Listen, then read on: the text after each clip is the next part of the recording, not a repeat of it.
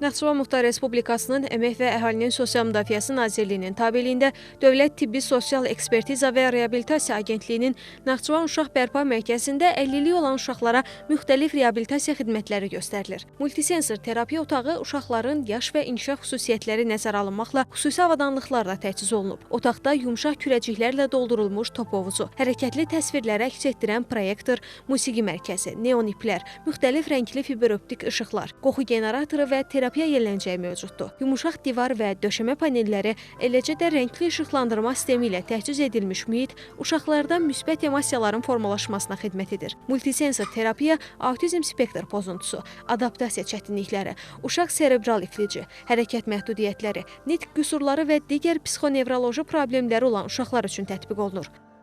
Multisensor terapiya növü insanların görmə, eşitmə, iyi bilmə və toxunma kimi hisslərini eyni vaxtda stimullaşdıran bir terapiya növüdür.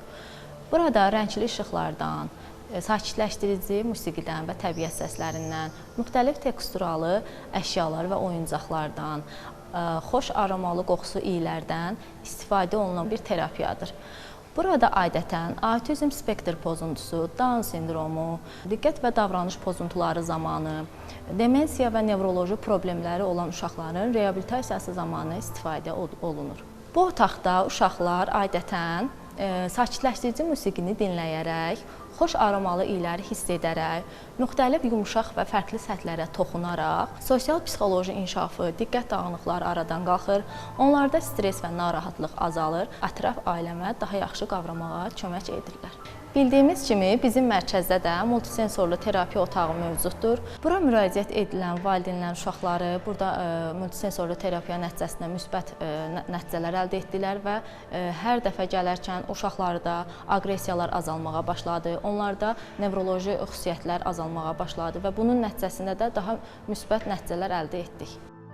Burada tətbiq olunan reabilitasiya seansları əlilliyi olan uşaqların psixoemosional vəziyyətinin yaxşılaşmasına, onların aqressiyasının azalmasına, qorxu və sinir gərginliyinin aradan qaldırılmasına, eşitmə, hiss etmə, qoxu bilmə və sair kimi sensor funksiyalarının stimulyasiyasına, yaddaş və qavrama qabiliyyətinin gücləndirilməsinə, həmçinin ünsiyyətin yaradılmasına kömək edir. Mənim nəvəmi 2 yaş yarımından biz bura gətirib aparırıq. Buradakı müalicələr çox gözəl təsir eləyir. Sensor müalicəsi ilə yanaşı idman, masaj, parafin hamısından istifadə olundu. Nəvəm çox yaxşıdır, özünü yaxşı hiss eləyir. Valideynlərə də onu məsləhət görərdim ki, uşaqlarını gətirib burada müalicə elətdirsinlər.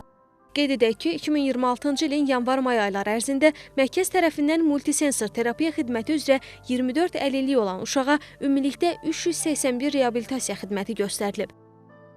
Hər birimiz cəmiyyətin ən kövrək, həssas təbəqəsi olan bu uşaqlardan qayğımızı əsirgəməməli, onlara daim dəstək olmalıyıq.